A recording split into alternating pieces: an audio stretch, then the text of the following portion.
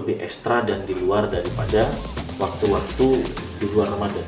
Oleh karena itu, makanya ya pengusaha tentu harus lebih ekstra memberikan stoknya agar ketersediaan di pasar itu tidak mengalami kekurangan. Usaha itu adalah uang, dan uang itu jangan sampai sia-sia.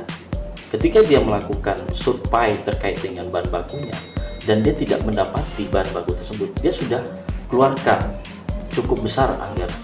Sehingga kita perlu data yang valid, sehingga ketika dia akan terjun ke lokasi tersebut, dia sudah memastikan bahwa bahan baku yang dia akan inginkan, akan dia dapati itu memang sesuai dan memang sudah sesuai dengan spesifikasi dan betul-betul sudah dia dapatkan. Sehingga dengan seperti itu, bahwa data itu sangat penting sebagai salah satu referensi kita mendapatkan data, yang tentunya data itu adalah sebagai acuan gerak organisasi kita untuk bagaimana menjalankan visi dan tujuan kita itu sendiri.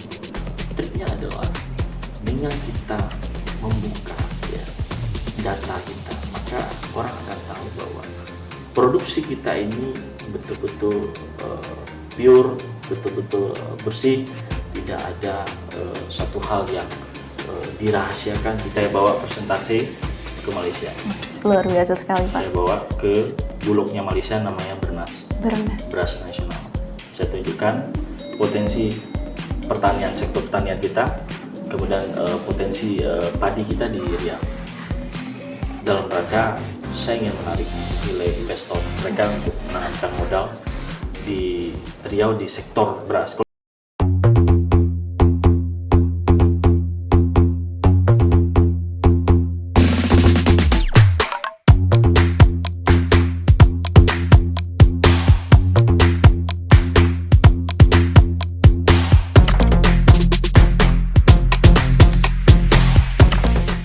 Assalamualaikum warahmatullahi wabarakatuh.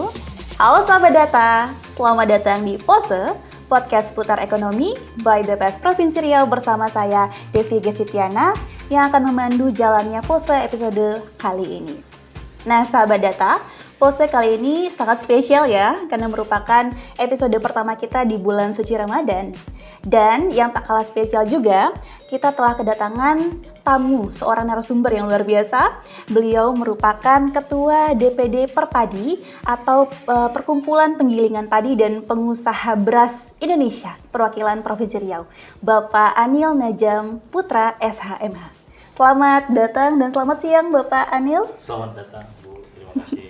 Baik, gimana Pak? Kabarnya sehat Pak? Alhamdulillah sehat sampai dengan saat ini. Kami ucapkan terima kasih Pak sudah meluangkan waktunya untuk datang ke BPS Provinsi Riau dan hadir dalam Pose BPS Provinsi Riau Pak. Nah sahabat data, sebelum kita masuk ke pembahasan selanjutnya, sebelumnya saya sudah membaca nih CV dari Bapak narasumber kita.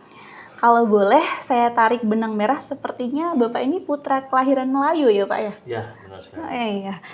Beliau ini merupakan putra kelahiran Melayu yang menamatkan pendidikan formalnya hingga jenjang S2 ya Pak ya? Boleh Pak kalau diceritakan sedikit Pak, gimana sih secara singkat asal-usul Bapak dan juga perjalanannya hingga saat ini bisa menjadi Ketua Perpadi di Provinsi Riau Pak?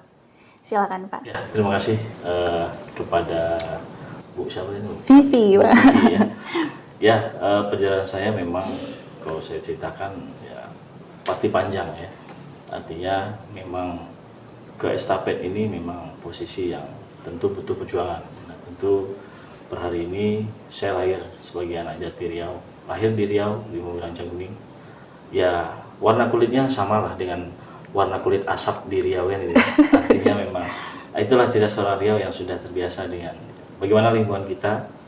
Sampai dengan saat ini saya dilahirkan di salah satu desa di Kabupaten Kuantan Singi. Dahulunya Kabupaten Indragiri Hulu. Iya. Nah, Pemekaran ya, Mas? Ya, jadi saya lahir di sebuah desa namanya Desa Marsawa dengan induk kenegriannya itu Sentajo. Jadi di sana itu mengenal suatu kenegrian namanya Negeri Sentajo.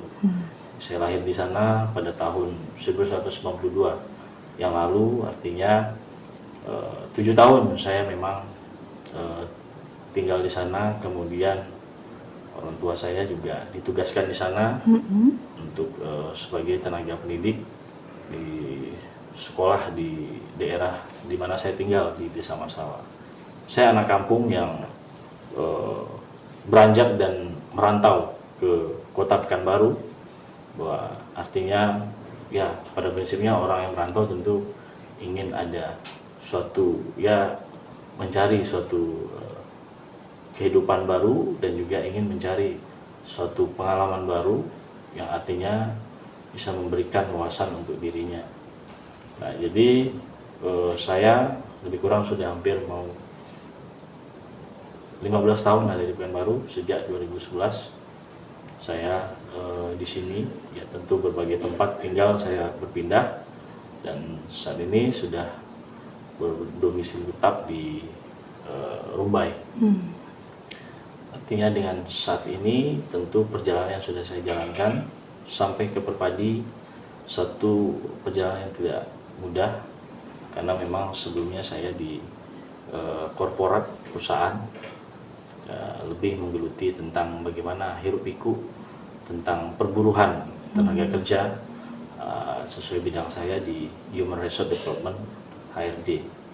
Kemudian juga masuk ke jenjang birokrasi, menjadi juga pelaku daripada institusi di pemerintah desa di Kabupaten Siak.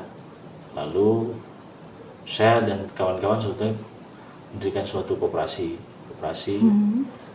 Santri Tani Indonesia, yang kita menggagas bahwa perlu ada sumber inspirasi sebagai income, pendapatan bagi masyarakat di Kabupaten Kota Sini. Saya dirikan koperasi tersebut dengan kita tujuannya adalah mengakomodasi penggilingan yang ada di Kabupaten Kota Sini. Nah, tujuannya adalah bagaimana penggilingan tersebut, dulu kecil-kecil saya kan melihat ada, kalau bahasa kami itu rangkiang, tempat penyimpanan padi ya, gabah ya.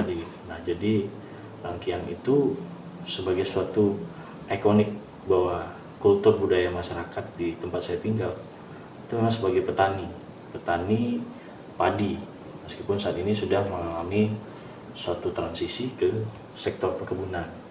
Meskipun demikian, apapun itu padi yang akan menjadi beras sebagai bahan pokok makanan kita, belum ada gantinya, apapun itu tidak akan bisa merubah yang menjadi suatu ikon ataupun menjadi suatu identitas kita sebagai masyarakat yang dulunya adalah petani padi. Oh baik, berarti Pak Anil ini bukan hanya sebagai ketua organisasi, tapi juga benar-benar terjun langsung ya Pak di tengah dinamika pelaku usaha penggilingan padi dan juga perdagangan beras di Provinsi Riau ya Pak ya. Jadi sahabat data semuanya, tentu perspektif beliau ini akan sangat relevan sekali dengan tema podcast kita pada hari ini, yaitu sinergi DPD Perpadi Riau dan BPS Provinsi Riau untuk mendukung sensus ekonomi 2026 untuk ekonomi Riau yang berdaya saing, Pak. Penduduk Indonesia atau masyarakat Indonesia ini tidak bisa lepas dari yang namanya nasi, Pak. Nah, sahabat data, menariknya ini, kita sering menikmati nasi, tapi tanpa sempat memikirkan gimana sih perjalanannya sebenarnya nih, Pak. Dari padi, di sawah hingga menjadi beras, dan sampai akhirnya di meja dalam bentuk secentong nasi. Nah, lebih dalam lagi ternyata dalam perjalanan tersebut itu ada banyak rantai peran di sana. Ada peran petani, kemudian penggilingan padi ya Pak ya, kemudian pedagang beras, distributor, dan juga ada tenaga kerjanya di sana. Artinya beras itu bukan hanya sekedar bahan pangan saja, tapi ia juga sebagai penggerak ekonomi. Ya. Nah, Pak Anil, sebelum kita masuk ke pembahasan yang lebih serius ya Pak, saya mau tanya yang lebih ringan dulu nih Pak. Kalau di bulan Ramadan seperti ini nih Pak, biasanya aktivitas penggilingan padi dan perdagangan beras itu ikut meningkat juga nggak Pak? Atau justru polanya berbeda? Silakan Pak Anil. Ya, permintaan terkait beras tentu di saat tahun-tahun artinya di tahun-tahun keagamaan seperti bulan Ramadan ini sangat tinggi sekali. Disebabkan memang permintaan tersebut, kebutuhan tadi disampaikan oleh Mbak Pipi tadi bahwa permintaannya itu terkait dengan konsumtif Konsumsi, yang iya. melebihi daripada waktu-waktu yang normal. Artinya Ramadan ini cukup spesial dan bahkan penggerak daripada ekonomi ini saya lihat adalah Ramadan ini. Dan geliatnya itu ya Ramadan ini tadi, karena permintaan sangat ekstra. Artinya jangan sampai di saat momentum seperti ini ketersediaan tidak ada. Nah, oleh karenanya beras di berbagai penggilingan itu sudah jauh-jauh hari dipesan oleh beberapa pengusaha untuk ketersediaan stoknya. Nah, karena sudah pasti kebutuhan untuk Ramadan ini tentu lebih ekstra dan di luar daripada waktu-waktu di luar Ramadan.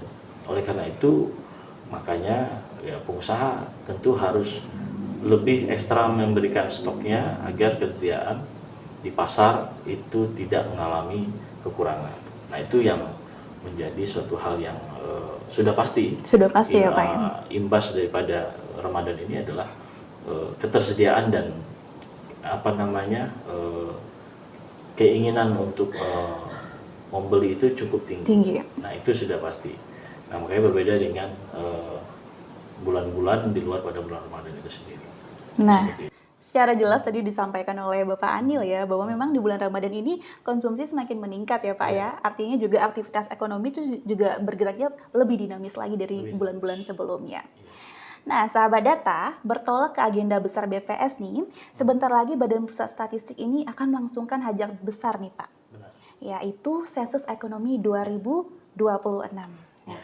Sensus ini dilaksanakan setiap 10 tahun sekali di setiap tahun yang berakhiran angka 6 ya. Diawali dari tahun 1986 Pak, kemudian melanjut di 1996, 2006, 2016 dan sekarang akan dilaksanakan sensus ekonomi yang kelima di tahun 2026 Pak. Jadi seperti yang kita ketahui bersama ya Pak ya, sensus ini bertujuan untuk mendata seluruh pelaku usaha, mulai dari yang paling kecil sampai perusahaan-perusahaan besar. Yang mana nanti hasilnya ini untuk menggambarkan secara lengkap tentang kondisi dan struktur ekonomi secara keseluruhan, termasuk di Provinsi Riau. Nah, dengan data yang akurat tentu dihasilkan akan melahirkan kebijakan yang tepat sasaran ya Pak ya. Dan kaitannya dengan pelaku usaha tentu akan sangat berdampak nantinya dalam mendukung aktivitas pelaku usaha, terutama pengusaha di bidang penggilingan padi dan juga perdagangan beras, Pak. Nah, Pak Anil, sebagai Ketua DPD Perpadi nih Pak, bagaimana Bapak melihat pentingnya sensus ekonomi 2026 bagi pelaku usaha penggilingan padi dan juga perdagangan beras di Riau, Pak? Silakan Pak Anil. Ya, sensus ekonomi sangat penting sekali karena kita masuk dalam era 5.0, semua harus digitalisasi. Artinya kita harus memiliki database. Database adalah kekuatan hari ini. Bahkan tanpa database kita tidak akan bisa melihat potensi, peluang dan tentu tantangan. Oleh karenanya sensus ekonomi adalah bagian yang sangat kami butuhkan terkait dengan tantangan yang akan kami hadapi sebagai pelaku usaha. Nah, tentu perlu kami bisa jabarkan bahwa dikualifikasi dalam organ kami dalam melakukan suatu controlling terkait dengan kegiatan rantai pasok pangan itu. Kita ada membagi dua klaster. Klaster pertama adalah penggilingan padi kecil, UMKM. Nah, ini adalah penggerak motor bagaimana daya serap penggilingan membeli gabah daripada kelompok petani yang tentu dia membutuhkan kepastian terkait dengan produknya bakal dibeli.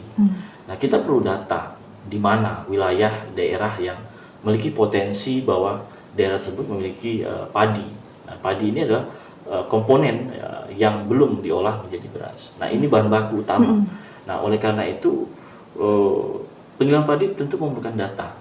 Data bagaimana kita bisa menyerap di mana saja gabah-gabah itu berada, dan bila perlu potensi itu berada di sekitar daerahnya saja, sehingga dengan demikian cost logistik itu bisa ditekan, sehingga kita akan bisa meminimalisir budgeting dengan nanti income-nya itu tidak akan jauh daripada cost daripada logistik tadi. Nah itu dia. Nah kemudian distribusi selanjutnya, kemampuan daripada penggilingan padi kecil kita itu nanti dia akan memproses semi, artinya dia tidak akan untuk bisa menekan biaya produksinya, dia akan tekan sedikit untuk dia bisa dapat income. Kemana dia akan store? Dia akan store ke PBB, penggiling padi besar. Yang itu akan menyempurnakan menjadi beras yang hari ini Mbak Pipi makan dengan berbagai macam jenis varian, dengan kualitas ada medium, premium, yang artinya itu dikelola oleh penggiling padi besar dengan teknologi yang tinggi, high teknologi, yang memiliki sistem yang sangat higienis dengan standarisasi internasional. Dengan seperti itu dia bisa memenuhi standarisasi yang ditetapkan oleh WHO yang tentu layak dimakan sehingga tidak akan menyebabkan keracunan. Oleh karena itu keracunan itu sebabkan standarisasi yang belum dimiliki. Artinya bisa saja mesin tersebut tidak memiliki standarisasi sehingga menyebabkan bahan baku tersebut bisa cepat rusak dan basi. Nah ini perlu sekali. Makanya kami membagi klaster itu, ada penggiling padi kecil, ada penggiling besar. Nah itu memiliki kegiatan yang berbeda sehingga ini saling support.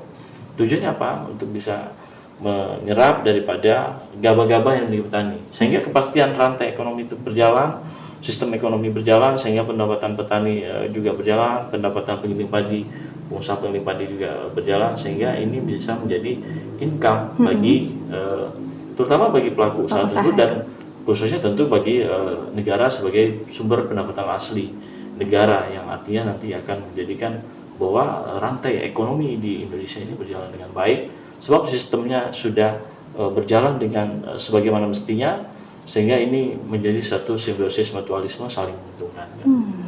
Ya, seperti itu.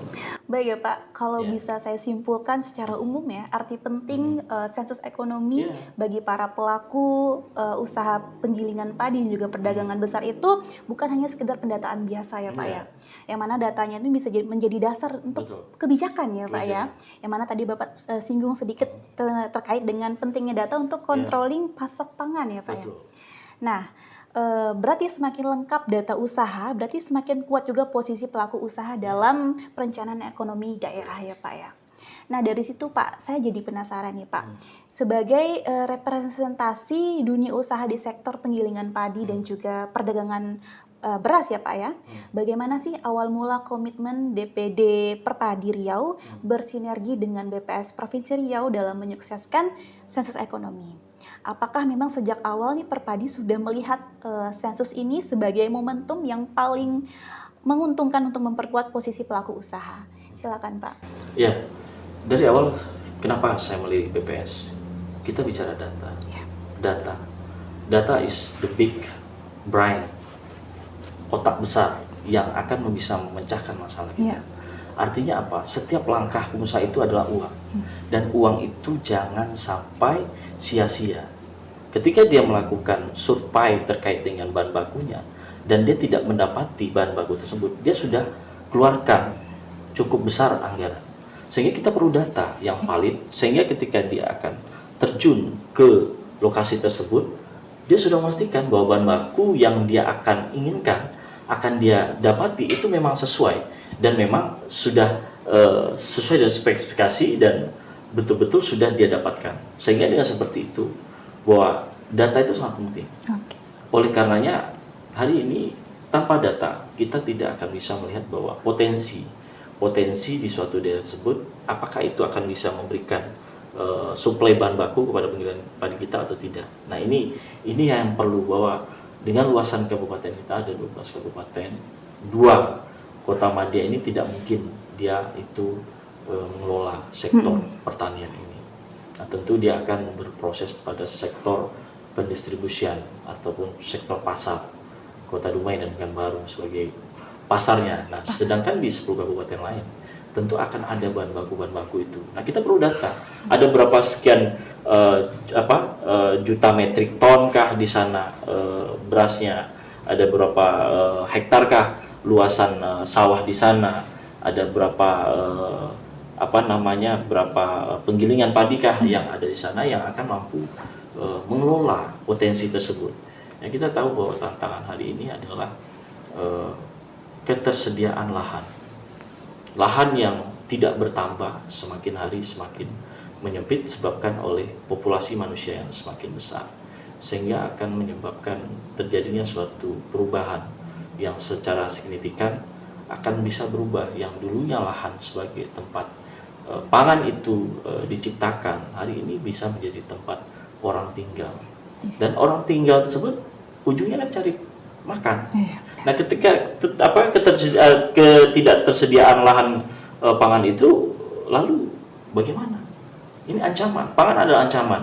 Ancaman apabila kita tidak mampu menciptakan pangan, tidak mungkin kita menciptakan pangan sintetis. Ya, benar sekali, Pak. Ini sangat berbahaya. Nah, oleh karena itu lahan yang ada itu harus dioptimalisasi.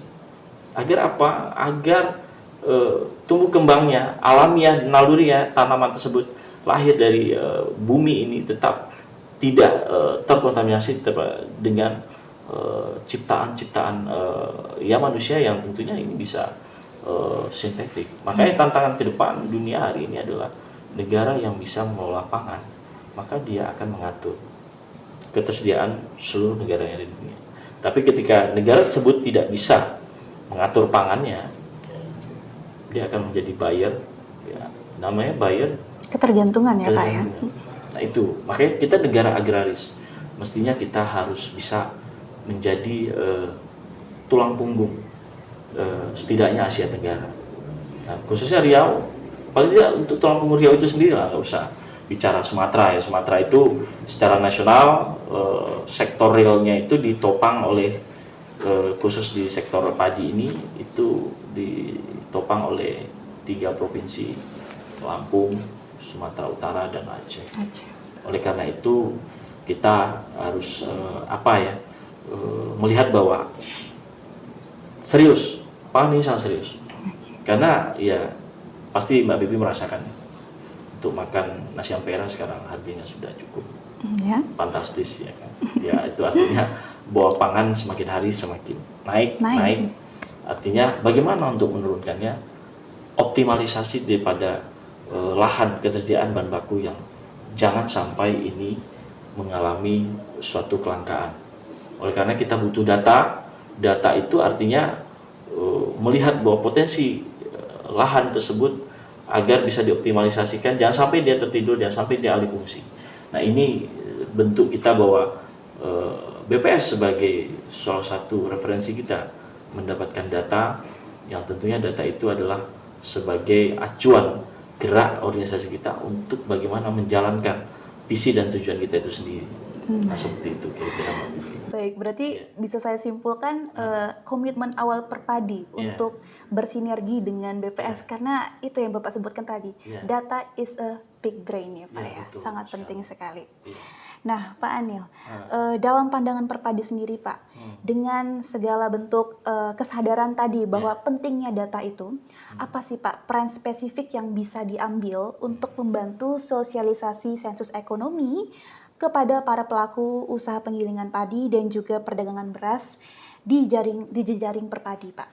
Ya, artinya gini, kita memiliki penggilingan padi kecil.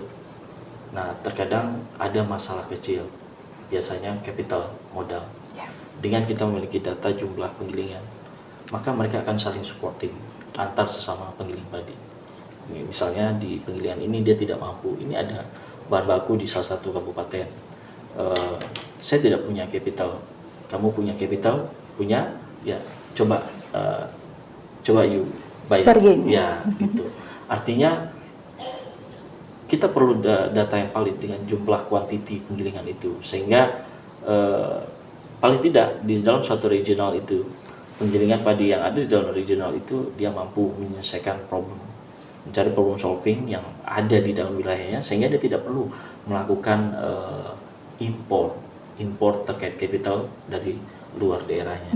Artinya data ini yang kita perlu inginkan agar sesama penggiling padi di setiap regional itu saling support untuk bagaimana agar nih gabah petani tadi tidak keluar, sehingga bisa dikelola oleh mesin-mesin penggilingan kecil yang ada di setiap daerah tersebut, sehingga dengan demikian kembali lagi ke daerah itu dari mereka Untuk mereka juga Ya, ya Pak. itu dia, itu programnya kan, dari kita untuk kita. Nah, itu. Gitu kan.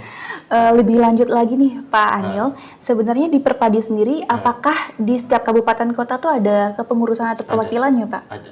Di 12 kabupaten kita sudah bentuk, artinya sudah ada sistem yang sudah berjalan. Oke. Secara keseluruhan kira-kira ada berapa nih Pak yang tergabung dalam organisasi Perpadi di Provinsi Riau ini Nah, Pak? setiap kabupaten itu ada 2 penggilingan padi yang lebih kurang total kita ditambah dengan beberapa struktur pengurusan, artinya setiap kabupaten itu kita ada 10 10. penggilingan. Nah, lebih kurang ya dikalikan 12 ya hampir mencapai 100 lah. Oh, termasuk di Pekanbaru juga masih Pengusaha. banyak Pak? Pengusaha, oh ya pengusaha pedagang Kalau beras ya Pak ya? Kita hanya di 10 kabupaten saja. Oh iya, Nah, kalau di 10 kabupaten di luar kota. oke. Nah, kalau di kota Pekanbaru dan Dumai itu lebih ke pasar. Kita lebih kepada pelaku usaha yang mendistribusikannya ke beberapa retail, ya pasar-pasar, ya pasar tradisional, modern, swalayan, minimarket, itu adalah bangsa pasar kita. Oke. Untuk bagaimana produk-produk dari 10 kabupaten tadi bisa dijual di sana. Seperti itu kira-kira. Jadi kira-kira bisa kita simpulkan nih Pak, targetnya seluruh anggota yang termasuk Perpadi Riau bisa terdata semua ya Pak ya, di sensus ekonomi Pak? Harus terdata. Karena dengan seperti itu kita bisa melihat bahwa siklus daripada penggilingan itu tetap sampai saat ini berjalan. Kita jangan sampai ini punah. Kalau sampai punah ya seperti saya bilang tadi, ketergantungan impor nanti. Iya. Nah, kita pertahankan dengan situasi apapun. Memang kita menghadapi posisi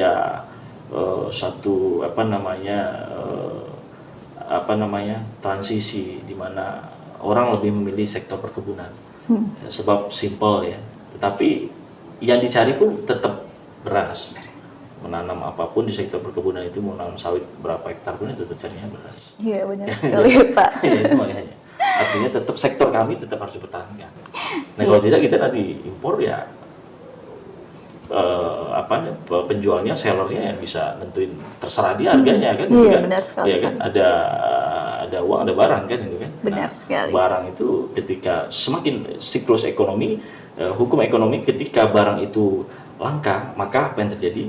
Harga akan naik. Nah, makanya saya katakan pangan ini kalau tidak hati-hati kita akan mengalami ancaman. Ya, makanya harga tinggi ya itu tadi pilihannya, kita mencari yang murah gitu kan. Murah tentu kadar kualitinya tentu di bawah. Berkurang ya Pak. Nah, makanya agar tidak terjadi ancaman itu, maka yang ada dipertahankan, bila perlu ditambah. Nah, itu tadi yang kita harapkan seperti itu. Sejalan juga dengan Presiden Prabowo Pak ya. Itu sangat menggaungkan sekali sekarang swasembada pangan ya Pak ya. Karena beliau sudah melihat gambaran geoekonomi dunia, bahwa geoekonomi dunia manusia tetap ketergantungan pada pangan. Ya benar Tidak sekali. mungkin manusia makan air sawit saja ya Pak ya. Iya, seperti itu dia. Nah, Pak Anil, seperti kita ketahui di lapangan nih Pak, ada muncul kekhawatiran saat di pendataan lapangan, pelaku usaha itu khawatir soal kerahasiaan datanya nih Pak. Kira-kira strategi apa sih yang bisa Perpadi berikan untuk meyakinkan anggota dari Perpadi tersebut bahwa data mereka itu aman dan dilindungi undang-undangnya? Karena kan banyak nih Pak yang beranggapan data tersebut nanti takut dikait-kaitkan dengan pajak. Jadi males untuk memberikan data yang sebenarnya nih Pak. Nah, kira-kira bagaimana Pak strategi dari Perpadi sendiri untuk meyakinkan para anggota pelaku usahanya Pak? Ya, artinya begini, data itu saya katakan sangat terbuka. Semakin data itu terbuka, maka orang akan semakin mudah mengakses. Bagaimana Google membuka datanya, membuka cakrawala dunia dengan simple data, kita hanya mengklik satu sistem saja, kita akan bisa melihat apa yang menjadi kebutuhan kita. Artinya kita harus berpikir positive thinking terkait dengan pelaku usaha yang modern hari ini. Dia harus mengekspor Nah, dengan mengekspos tadi, ditambah saat ini tantangan kita juga harus memiliki startup di sektor pangan ini. Jadi pelaku usaha harus bisa menunjukkan varian jenis dari usahanya. Kalau pajak biasanya tidak beban, justru semakin income tinggi, pajak itu sederhana saja, tidak sulit membayarnya. Ketika income tidak besar, ya memang membayar pajak. Pajak itu bentuk rasa terima kasih kita kepada negara. Karena cukup membantu beberapa mungkin program-program yang tentunya sedikit banyaknya ada memberikan solusi terkait dengan hal-hal yang tentu tidak dapat mereka tanggulangi, baik dalam sektor perdagangannya, baik dalam sektor perizinannya ataupun sektor pemasarannya. Kita tidak bisa lepas dari government, pemerintah, untuk bagaimana menjalankan subsistem ini. Jadi bagi saya triknya adalah dengan kita membuka data kita, maka orang akan tahu bahwa produksi kita ini betul-betul pure, betul-betul bersih, tidak ada satu hal yang dirahasiakan, tidak ada unsur konspirasi. Saat ini memang lagi zamannya conspiration, kan itu kan, sangat bahaya. Konspirasi, lagi trending yang konspirasi. Ini tidak ada konspirasi. Dengan terbukanya data, maka tidak ada konspirasi terkait bagaimana barang yang mentah tadi terus menjadi beras. Sehingga masyarakat bisa melihat dengan real proses yang berjalan. Memang ada batasan-batasan terkait dengan aturan tentang rahasia dagang, ya. Tetapi kan tidak mungkin BPS tidak memiliki SOP-nya berkaitan dengan data apa yang harus diekspos dan data apa yang harus dikonfidensialkan atau dirahasiakan. Sehingga dengan demikian tentu ya ada satu gap, batasan-batasan yang tidak semua data yang mesti bisa diekspos, kan begitu.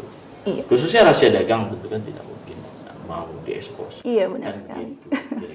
Benar sekali Pak Anil. Memang data sensus ekonomi sendiri ini merupakan data nanti yang akan disajikan dalam bentuk agregat, Pak. Betul. Bukan data per individu. Iya, jadi Bapak Ibu pelaku usaha tenang saja. Tidak akan diapa-apain kok data-datanya. Dan tidak ada sedikit pun kaitannya dengan pajak, Pak, ya, untuk sensus ekonomi ini. Hanya untuk melihat bagaimana sih struktur perekonomian secara keseluruhan di Indonesia, terutama di Provinsi Riau. Seperti itu, Pak.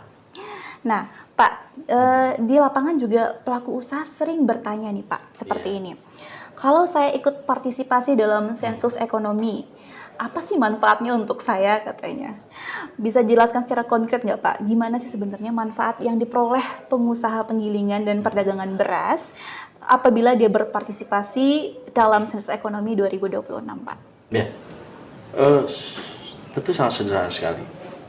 Data kita akan bisa melihat fluktuasi kenaikan daripada kebutuhan dan juga permintaan serta naik turunnya harga. Sehingga demikian pelaku usaha tidak lagi menebak-nebak berapa keuntungan, berapa kerugian, dan berapa permintaan yang ada di pasar. Dengan data itu juga kita bisa menggambarkan bahwa satu daerah tersebut, ya, dari daerah tersebut kita bisa melihat tingkat daripada kebutuhan nilai konsumtifnya. Misal kota Pekanbaru dengan jumlah penduduk lebih kurang 1 juta lebih, ya tentu ini adalah potensi pasar. Ada banyak manusia di sini yang lapar, butuh makan. Nah, ini pasarnya. Kalau kita tidak punya data ini, kita mikirnya Pekanbaru tanpa data kita nggak tahu nih orangnya berapa orang di dalamnya, kan? Nembak-nembak kan? Apa ada sampai nggak 10.000 orang? 10.000, saya produksinya 10 ton, ya habis nggak nanti ini, kan gitu. Nah, tapi dengan ada data, ada klaster, ya kan? Klaster pengelompokan daripada data tersebut. Nah, di mana daerah yang menjadi suatu potensi bahan baku kita bakal dipasarkan. Nah, sehingga dengan adanya data itu kita tidak lagi sulit. Nah, kita jangan bisnis door to door lagi gitu. Door to door datang ke orang beli produk. Sekarang udah era digitalisasi, semuanya tinggal diklik saja, produk kita langsung diantar dari sumbernya kepada daerah konsumennya tadi. Dengan itu maka terjadi suatu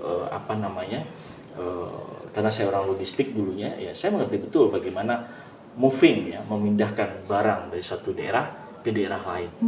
Nah, lebih kurang beras seperti itu, dari daerah yang menghasilkan beras kepada daerah yang tidak menghasilkan. Pekanbaru kan tidak ada sawah. Tentu orang nggak mungkin untuk makan beras, dia harus nanam padi dulu, butuh waktu dan butuh space yang besar kan. Tentu dia simple thinking saja, itu lebih simple aja. I have money, I can buy, kan gitu kan. Nah, dia cukup menciptakan uang, lalu dia akan beli produknya di beberapa swalayan. Makanya dengan data itu kita bisa melihat ada berapa swalayan, ada beberapa pasar modern. Dalam satu pasar modern ini kebutuhan berasnya berapa ton. Dan soal customer berapa itu urusan swalayan, intinya kebutuhannya itu. Dengan geliat di suatu kota itu pertumbuhan perekonomian pasar modern, pasar tradisional, maka permintaan pangan itu akan cukup tinggi.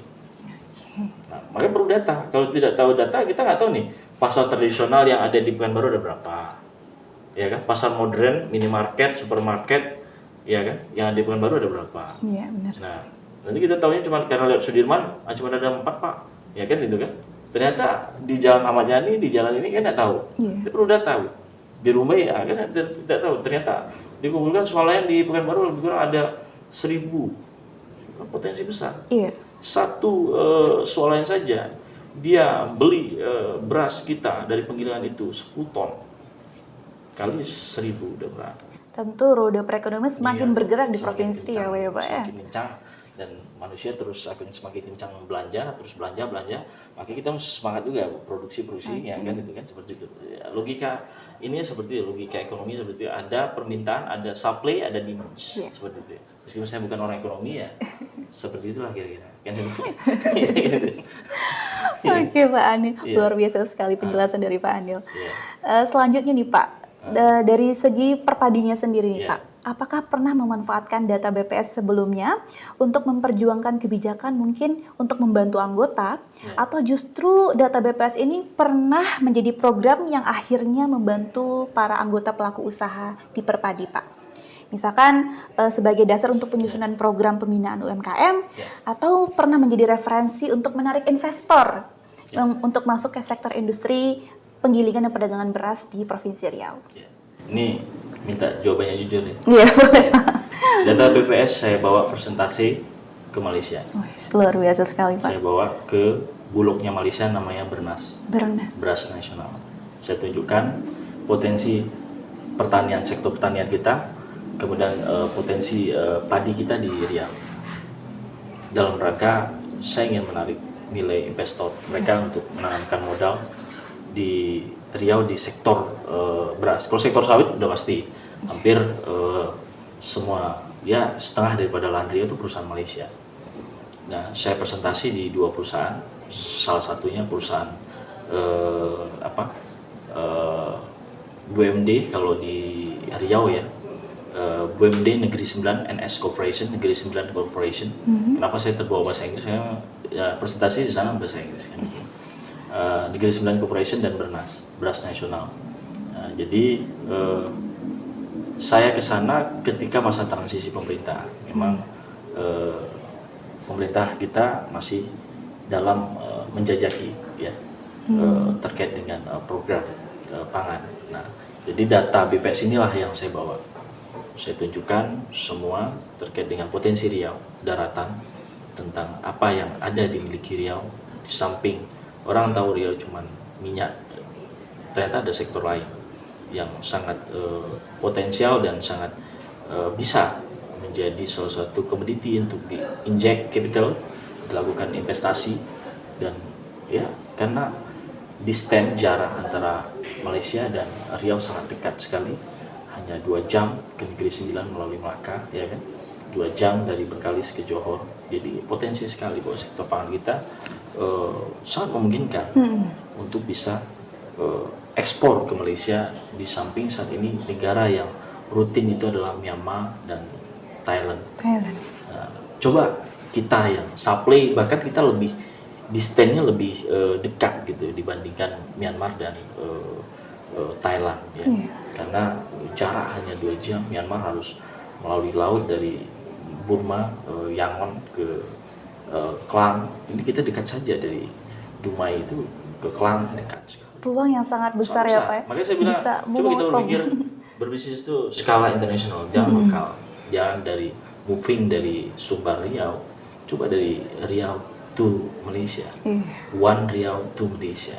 Nah artinya apanya akan berbeda gitu, rupiah to ringgit gitu. 1 ringgit 3.500, sangat potensial sekali. Nilai tambahnya juga pasti sangat besar ya Pak ya. Terus mata uang itu menentukan bahwa produk kita akan memiliki value, nilai yang cukup besar. Luar biasa sekali Pak Anil, kami sangat mengapresiasi sekali Pak Anil. Sama-sama. Terima kasih Pak Anil ya. Selanjutnya nih Pak Anil, dari pengalaman Bapak selama ini yang sudah malang melintang di dunia usaha penggilingan padi dan juga perdagangan beras nih Pak. Kira-kira apa sih tantangan terbesar ketika pelaku usaha diminta untuk berpartisipasi dalam pendataan seperti ini? Apakah ada keterbatasan soal waktu atau justru kerumitan pengisian kuesioner atau masih seperti kekhawatiran di awal, kekhawatiran akan penyalahgunaan data Pak? Ya. Kira-kira seperti apa Pak Anil? Kalau kita berpikir bahwa positive thinking, sesuatu yang diinginkan seseorang, itu tidak mungkin akan berbuat tidak baik buat kita. Kalau saya selalu berpikir positif terkait apa yang diinginkan ke orang lain, meskipun orang tersebut dalam tanda kutip punya kepentingan lain, ya is okay, itu terserah. Tapi pada prinsipnya nawa itu kita jelas bahwa kita memberikan suatu hal yang bagi kita itu masih di dalam batas dan kategori yang layak dan secara logik berpikirnya masih is okay, never, not a problem. Artinya posisi per hari ini adalah khawatirnya ya sebenarnya mindset sih, mindset aja. Kalau mindset kita masih terlalu tradisional, ya kita selalu khawatir. Tapi kalau kita sudah berpikir modern di era yang semuanya lebih terbuka dan tidak ada gap, tidak ada batasan, saya rasa kita tidak perlu mengkhawatirkan itu. Sebenarnya hal ini tidak mengganggu daripada yang saya katakan di awal tadi bahwa rahasia dagang itu tadi. Mungkin tidak ada masalah. Oleh karenanya saya berpikir bahwa tinggal bagaimana kita merubah mindset kita. Kita jangan lagi ortodok dalam mengelola sektor ekonomi. Coba kita lebih fleksibel, bisa lebih terbuka, lebih bisa aware terkait dengan orang yang sebetulnya bisa memberikan dampak positif akan tumbuh kembangnya sektor usaha kita ini. Sehingga dengan demikian akan terekspos. Semakin terekspos maka semakin tahu bahwa produk kita ini sangat bagus dan punya quality, dan sehingga nanti dengan quality yang bagus, quantity akan bertambah, dan quantity bertambah income. Makanya bisnis ini kan quantity, semakin quantity bertambah, income makin besar. Nah, tentu untuk menjaga quantity kita harus tunjukkan quality dulu. Nah itu sih. Menarik sekali Pak Anil. Berarti kalau bisa saya ambil secara garis besarnya ya Pak ya, perlu adanya literasi statistik ya Pak ya.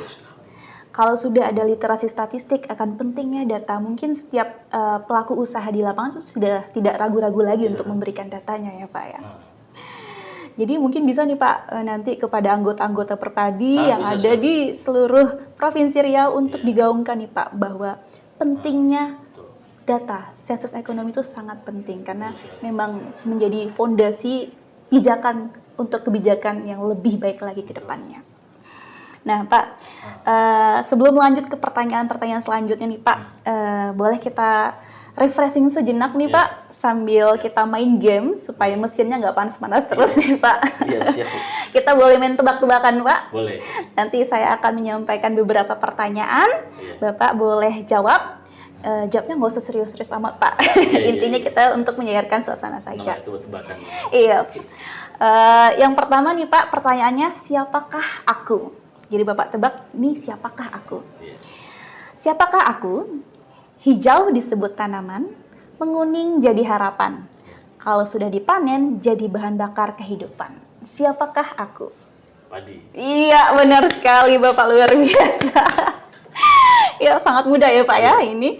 ketika dia masih hijau itu masih berbentuk tanaman padi, menguning, oh udah mulai panen nih, harapan petani nih. Kemudian ketika sudah dipanen bisa berubah jadi beras dan dikonsumsi menjadi nasi ya Pak ya. Sebagai sumber energi. Iya benar sekali. Selanjutnya Pak, kita tebak-tebakan. Ya.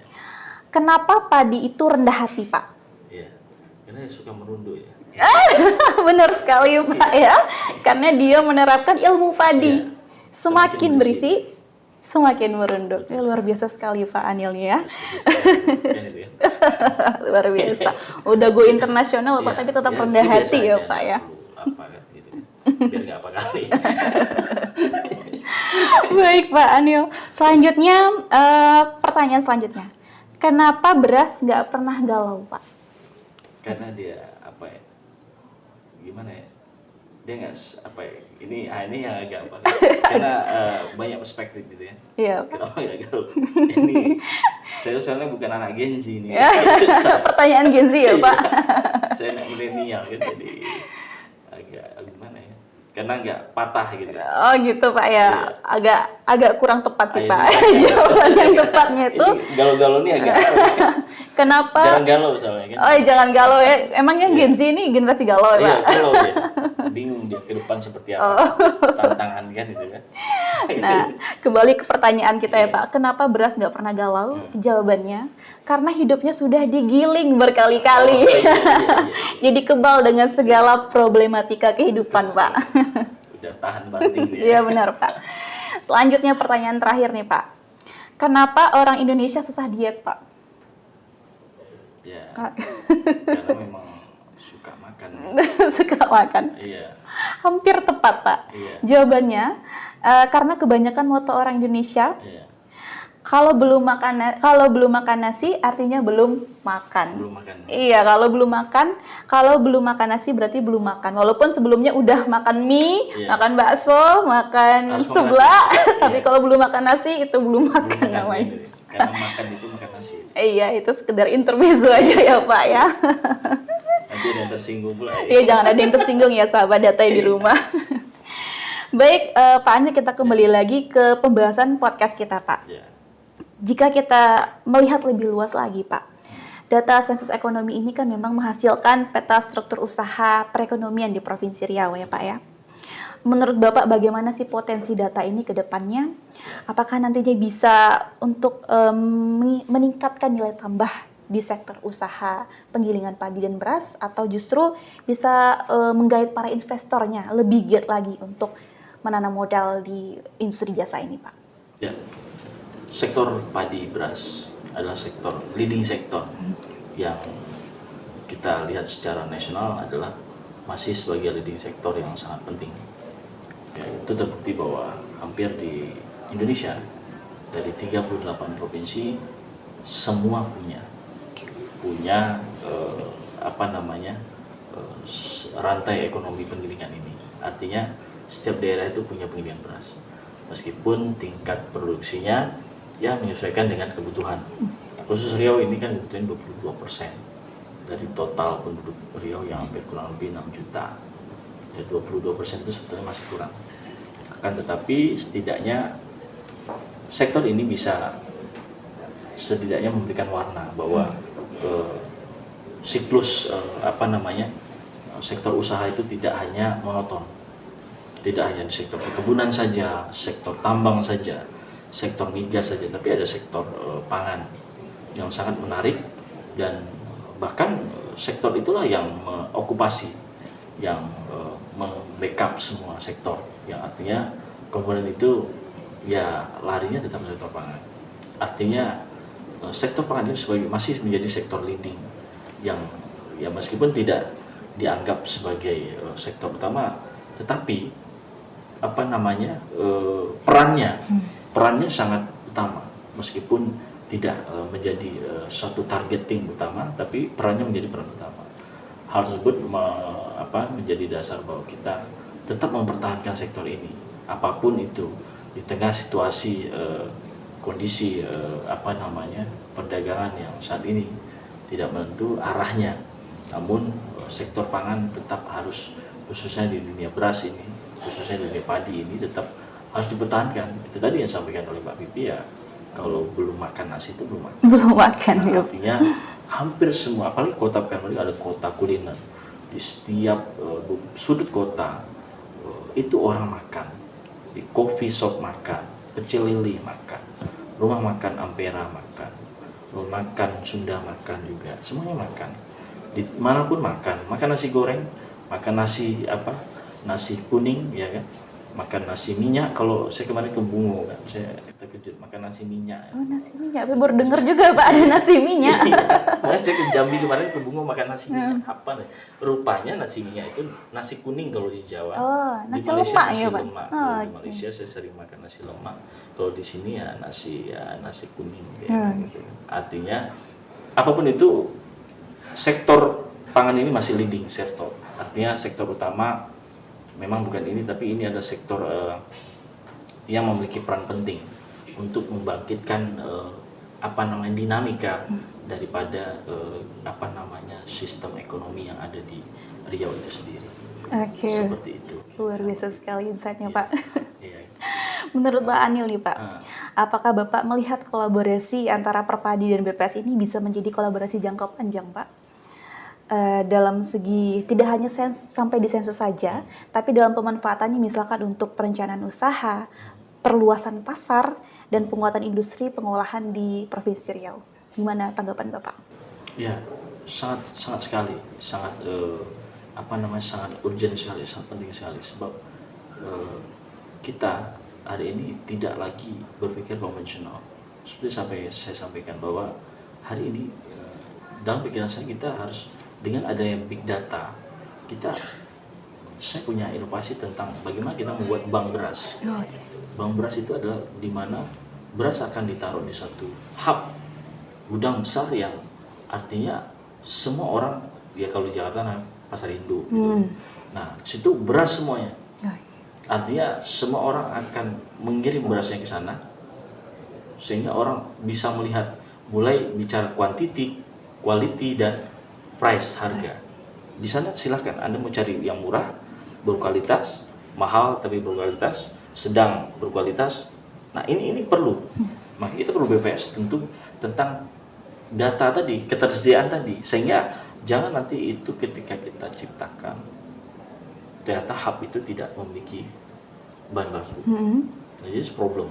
Artinya kita hub itu harus memiliki bahan baku, sehingga dengan seperti itu dia akan menjadi barometer dan akan menjadi epicentrum tentang di mana kita melihat